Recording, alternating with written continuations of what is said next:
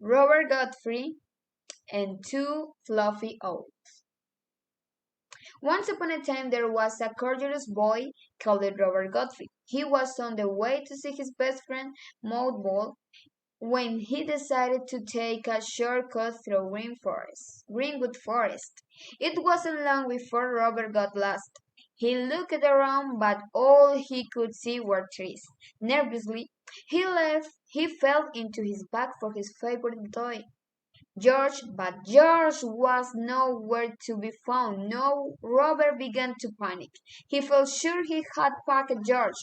To make matters worse, he was starting to feel hunger. Unexpectedly, he saw a fluffy owl dressed in a blue coat disappearing into the trees. How odd, thought Robert. For the want of anything better to do, he decided to follow the peculiarly dressed owl. Perhaps it could tell him the way out of the forest. Eventually, Robert reached a clearing.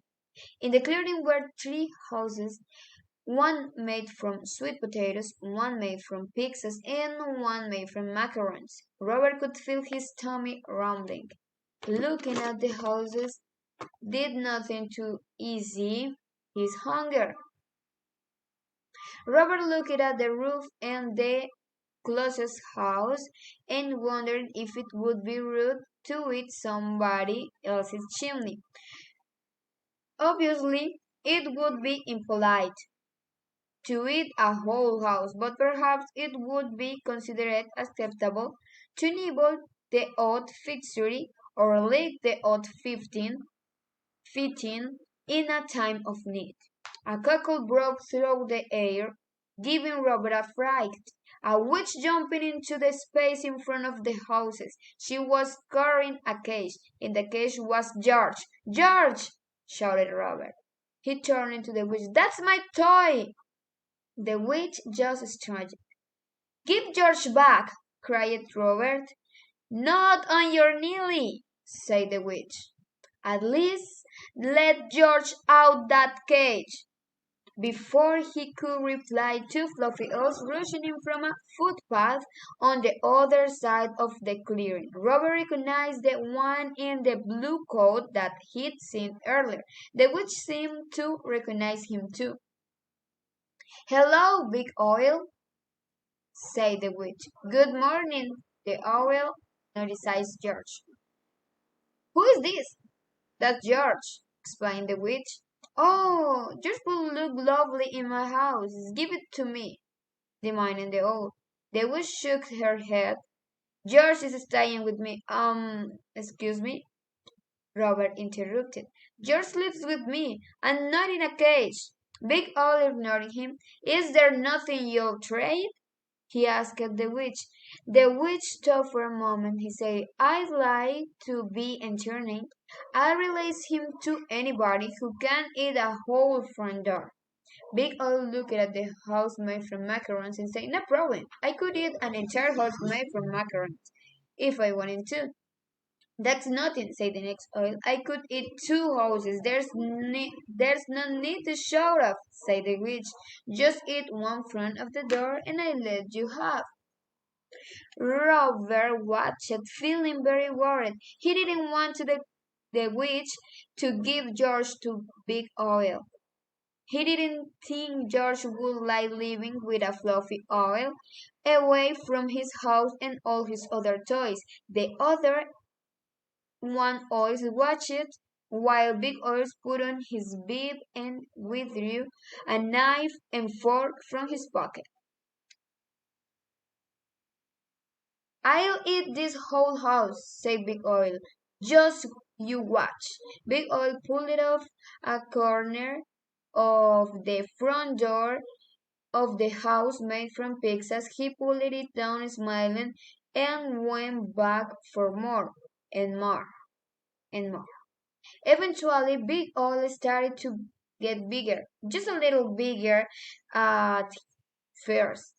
But after a few more forkfuls of pizzas, he grew to the size of a large snowball, and he every bit as round.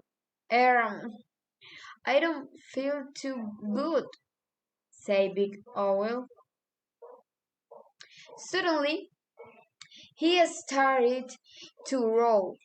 He'd grown so round that he could no longer balance. Help! He cried as he rolled off down a slope into the forest. Big Oil never finished eating the front door made from pixies, and George remained trapped in the witch cage. Average Owl sped up and approached the house made from macarons. I lit this whole house, said Average Owl. Just you watch. Average Owl pulled off a corner of the front door of the house made from macarons. She gulped it down, smiling, and went back for more and more and more. After a while, Overall started to look a little queasy. She grew greenier and greenier. A woodcutter walked into the clearing. What's this bush doing here? He asked. I'm a bush, I'm an oil, said Average Owl. It talks, exclaimed a woodcutter.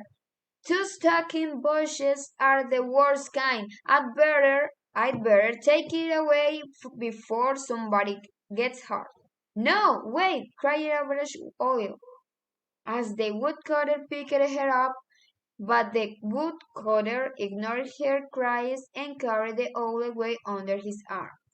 Average Owl never finished eating the front door made from macarons, and George remained trapped in the witch cage. That's it, said the witch. I win. I get to keep George. Not so fast, said Robert. There's still one front door to go. The front door of the house made from sweet potatoes. And I haven't had a turn yet. I don't have to give you a turn, laughed the witch. My game, my rules. The woodcutter's voice carried through the forest. I think you should give him a change. It's only fair. Fine, I said the witch, but you saw what happened to the owls. He won't last long. I'll be right back, said Robert. What? Said the witch. Where's your sense of impatience? I thought you wanted George back. Robert ignored the witch and gathered a hefty pile of sticks. He came back to the clearing and started a small campfire. Carefully, he broke off a piece of the door and of the house made from sweet potatoes and toasted it over the fire. Once it had cooked and cooled just a little, he took a bite of he quickly devoured the whole piece. Robert sat down and on a nearby log. You failed, croaked the witch. You were supposed to eat a whole door. I haven't finished, explained Robert. I am just waiting for my food to go down. When Robert's food had digested, he broke off another piece of the door made from sweet potatoes.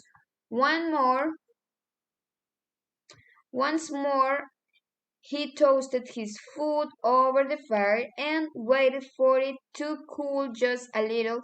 He ate it at the leisurely pace, then waited for it to digest. Eventually, after several sittings, Robert was down to the final piece of the dough made from sweet potatoes. Carefully, he toasted it and allowed it to cool just a little. He finished his final course. Robert had eaten the entire front door of the house made from sweet potatoes. The witch stamped her foot angrily. You must have tricked me, she said. I don't regret cheating. I don't think so, said a voice. It was the woodcutter. He walked back into the clearing carrying his eggs. This little boy won't fair and square. Now hand over yours or I will chop your broomstick in half. The witch looked horrified. She grabbed her broomstick and placed it behind her. Then, huffing, she opened the door of the cage. Robert hurried over and grabbed George, shaking that his favorite toy was all right. Fortunately, George was unharmed. Robert thanked the woodcutter, grabbed a quiet souvenir, and hurried on with Maud. It was starting to get dark when Robert got to Maud's house. His best friend threw her arms around him.